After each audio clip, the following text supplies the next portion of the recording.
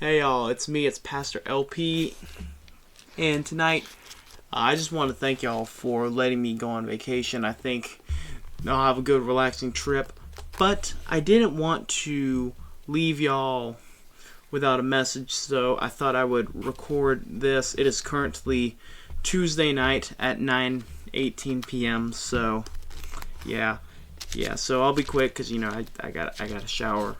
But as if you have your Bibles, we're gonna go into Matthew chapter 5, starting in verse 13. So as you know, in May we're gonna be going on our Matthew chapter 5 revival, and there is just so much in this chapter. The Beatitudes, which if you have not gotten the chance to read, please read that for yourself.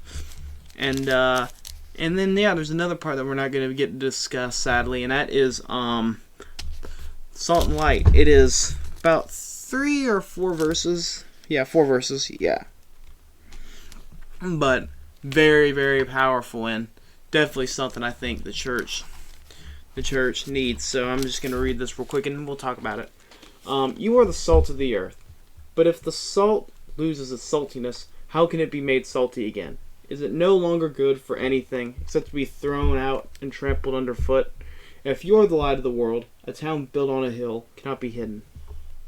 Neither do people light a lamp and put it under a bowl. Instead, they put it on a stand and give it light to everyone in the house. In the same way, let your light shine before others, that they may see your good deeds and glorify your Father in heaven.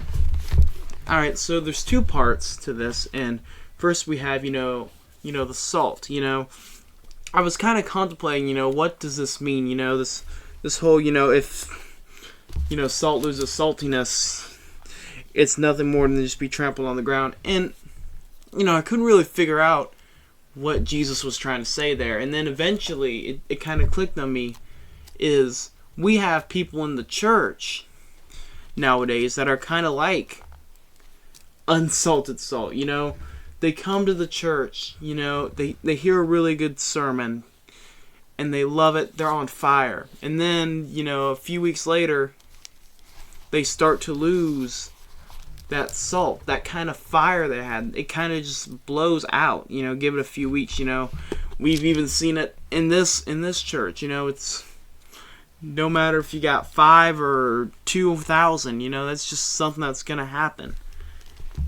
But I think that's what Jesus was trying to say here, is that, without salt doesn't have salt, then what good is it?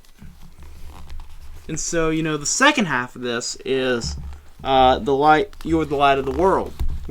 And I think, if any of y'all grew up in children's church, y'all probably know the song goes like, "This little light of mine, I'm gonna let it shine." Yeah, y'all probably know that one. And this is where that comes from, You are the light of the world. And again, if you don't really know what that means, I think the second half of this, verse 16, in the same way, let your light shine before others, that they may see your good deeds and glorify your Father in heaven. So that verse is saying that we are the light of the world. A lot of us like to be Christians. We go to church on Sundays and Wednesdays or Fridays. I don't judge. But outside of that, we don't really let our light shine when we're around our friends, And that's what Jesus calls us to do when we're around our friends or our family. We should be that light. We should be that shining, And if we show the light through our darkest times, people are going to be drawn to that. They're going to want that.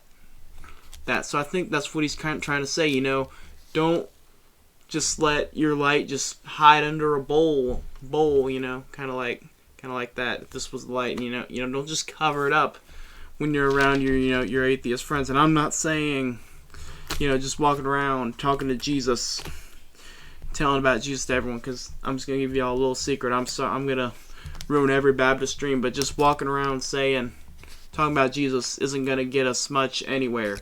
It's being the example of God's light. It's being that example, in everything you do. You want your friends to see, oh, this guy's a Christian, you know? So that's kind of what these few little verses, and like I said, if you ever get the chance, please look up, read Matthew chapter 5 for yourself. Not just, stuff we're not reading, even the stuff we are reading, you know?